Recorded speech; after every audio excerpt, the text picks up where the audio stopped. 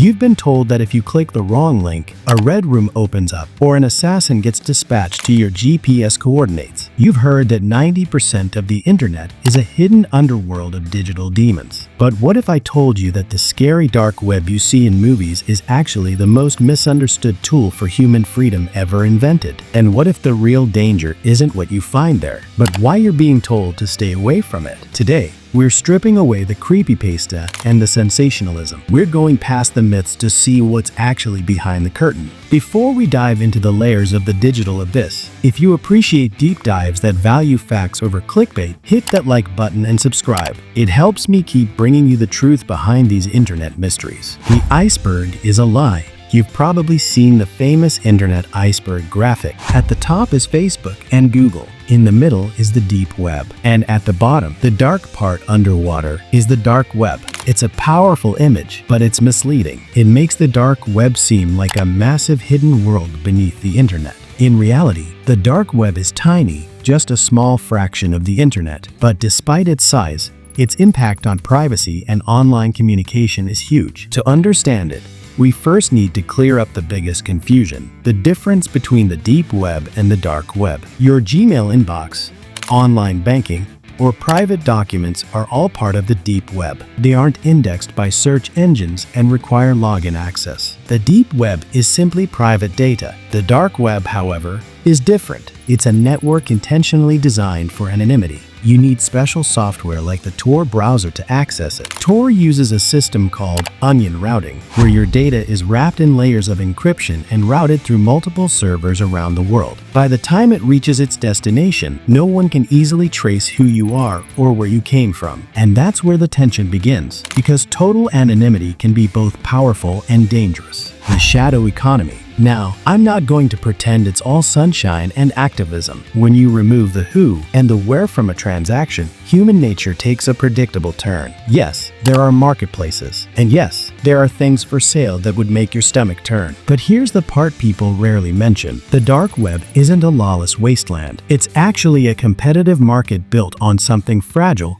reputation. Because there's no legal protection, marketplaces rely on escrow systems, reviews, and community forums. In many ways, it's a dark mirror of Amazon. But while media stories focus on drugs and data breaches, they often miss the most interesting question: why was this technology built in the first place? The irony is surprising. The Tor network, the main gateway to the dark web, wasn't created by criminals. It was developed by the United States Naval Research Laboratory. The goal was simple: create a system where communication couldn't be traced. But if only government agents used it, they'd immediately stand out. So the network needed ordinary users to blend into the traffic. In other words, the dark web was designed to be crowded, the human element. Now step away from the technology for a moment. Imagine living in a country where the government monitors your internet activity, where a single search or post could bring trouble to your door. For people in that situation, the dark web isn't a criminal marketplace. It's one of the few places where the internet still allows a truly free exchange of ideas. Major organizations like the New York Times, ProPublica,